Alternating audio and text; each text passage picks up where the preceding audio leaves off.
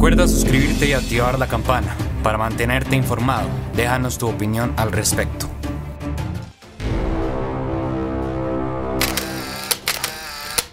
Saludos amigos de Central Noticias. Preocupante, estamos a las puertas de una crisis alimentaria, a puertas de una hambruna. Así lo anunció la ONU, pero antes del informe para los dormidos, les presento, esta es la élite, la tribu judeo-masónica que gobierna el mundo desde la sombra. De estos señores viene la idea del gran reinicio. Se tramó hace unos 80 años. En su artículo altamente legible, Cynthia Chun echa un vistazo a dónde pueden estar los orígenes de la idea del gran reinicio. Ella rastrea cómo el joven Klaus Schwab fue el influenciado en Estados Unidos por Henry Kissinger, quien a su vez siguió los pasos de James Burnham. Muchos han llegado a pensar de que esta raíz es del Partido Comunista Chino. Sin embargo, cualquiera que sea su opinión sobre el gobierno chino y las intenciones del presidente Xi, las raíces de la agenda del gran reinicio se retoman muy claramente a los años 80, cuando un estroquista estadounidense que luego se unió a los Oz, seguido por la CIA, y se convirtió en padre fundador del neoconservadurismo, James Burnham, escribió un libro sobre la visión de una revolución gerencial, conflicto híbrido durante décadas. A continuación, el conflicto entre Rusia y Ucrania sumado a la pandemia, puede haber esta preocupante situación. Los dejo con el informe, dejen sus comentarios. Riesgo de crisis alimentaria mundial. El mundo se enfrenta a una posible quiebra alimentaria con precios al alza y millones de personas en peligro de padecer hambre severa. La invasión rusa de Ucrania amenaza el suministro de los principales cultivos básicos. Las llanuras rusas y ucranianas son el 7% de la producción mundial, el 24% de las exportaciones de cereales. Por un lado, Ucrania no podrá recoger la cosecha y Rusia está sometida a sanciones, algo que afectará a los más desfavorecidos, como explica el secretario general de la ONU, Antonio Guterres. Fuel.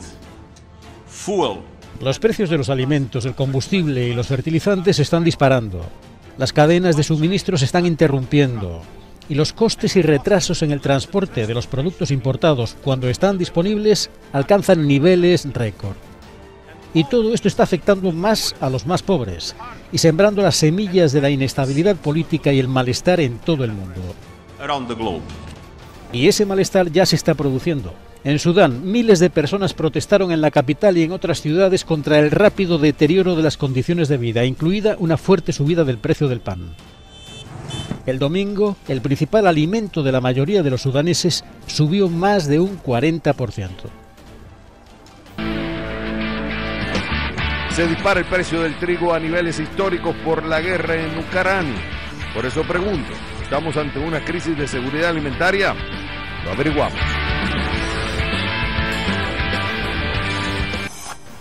Para eso me conecto con Ramiro Blanques de Bank Trust. Ramiro, es un gusto tenerte en el programa. Mira, muchísimas aquí gracias, hay dos preguntas. Muy amable. Ya sabemos que Ucrania y Rusia son big players, son grandes jugadores en el mercado de trigo y en otras áreas también, otros commodities, pero específicamente en el tema del trigo.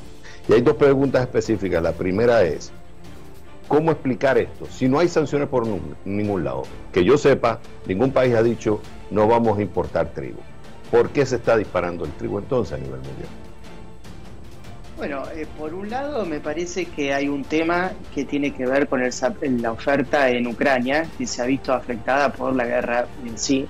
Y por otro lado me parece que también hay un factor que hace pensar que las compras de trigo, o sea, el abastecimiento de Ucrania y de Rusia también, se va a ver afectado en algún momento eventualmente por las sanciones, o también por el costo de la energía. Hay muchos factores que están jugando en estos momentos y que hacen que, digamos, yo creo que claramente la posibilidad de una crisis alimentaria a nivel global es muy cierta.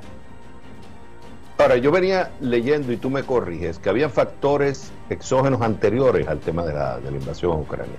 Por ejemplo, el inventario estaba limitado, o sea, debido a una pospandemia, se abre la demanda en comparación a la oferta, entonces ya de por sí el inventario estaba tight.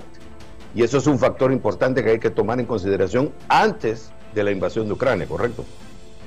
O sea, correcto, ya veníamos con una caída muy fuerte de los inventarios de granos, o sea, por quinto año consecutivo en caída libre, y adicionalmente, digamos, estábamos viendo una consecuencia negativa sobre la oferta a nivel mundial, ocasionada por circunstancias climáticas adversas en Estados Unidos, en Brasil, en Argentina, que son grandes productores a nivel mundial de granos. Entonces, ya partíamos de un nivel de una situación complicada heredada de la pandemia, y la organización, la ONU estimaba que hay antes de la situación de la guerra había más o menos 45 millones de personas que estaban al borde de la hambruna en el mundo, con lo cual por eso creo que es muy acertado el comentario respecto de la posibilidad de tener una inminente crisis a nivel mundial, porque esto que está pasando hoy, aunque la guerra terminase mañana, va a tener consecuencias por mucho tiempo.